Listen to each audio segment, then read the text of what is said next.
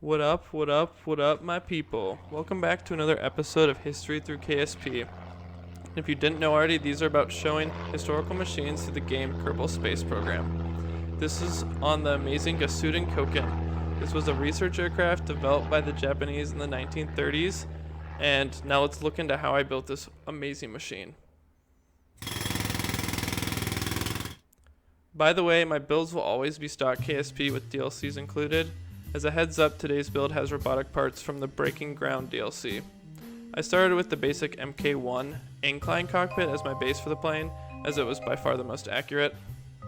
Since the engines are typically much longer on planes from this time period, I used a liquid fuel tank to simulate that.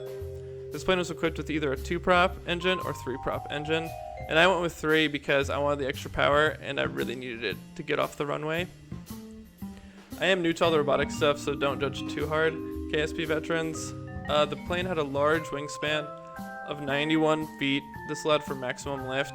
It also had a length of 49.5 feet. My build is close to both those numbers, so I'm really happy with how it came out, and it looks really cool as well. To get the back half of my build looking correct, I took advantage of the payload fairings and offset tool. They're super handy. I highly recommend them. This wide boy had a cruising speed of 131 miles per hour, which is slow, but for a great reason. The reason, you ask? Well, the aircraft was built to break the closed circuit record, and that's its only purpose. That's all it was ever built for. So they really prioritized efficiency over speed. As you can see, I used the large air wings to replicate the leading edge, and then normal wing connectors to fill on the trailing edge section. Only one was ever built, which is neat and makes sense since it was for research purposes only. There is a replica though on display at the Misawa Aviation Museum if you ever find yourself in the area. I personally would love a chance to see it.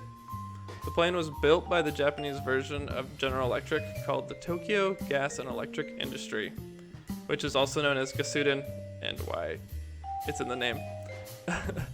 The development started in 1934 and lasted until 1937. There's some pretty cool design art I'm gonna throw up. Originally going to be a diesel-powered plane, they opted for a more feasible alternative at the time, which was a gas one, of course.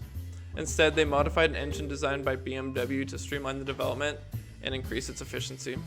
It broke the record for longest circuit flight on May 15th, 1938, after 2 earlier attempts had failed because of issues with the wheels and autopilot. The breaking record was 7,239 miles, which was on the 3rd flight. The flight lasted 62 hours and landed with 132 gallons of fuel still remaining. This was because pilots could only handle flying for so long. It was crewed by 3 pilots who did rotate shifts, but that can only really help so much because, like, imagine being in this tiny little plane in the sky for 62 hours. You wouldn't last very long, so it made sense. Now we're going to look at the takeoff real quick. As you can see it on the runway, it looks really good. Man, I'm happy with how it turned out. Unfortunately, the wings, though, are kind of annoying because the big airline ones had to clip over each other because they were actually a little too big.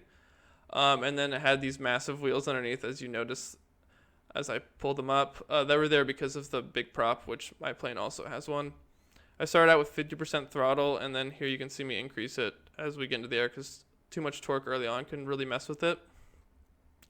And then the good old F12 to hype you guys up with some cool aerodynamic forces. As you can see, the propeller ones are really cool, and I love how the game demonstrates them, and you can see me messing with the throttle, which in turn changes the pitch of the blades, which gives me more or less power depending on what speed I'm flying at.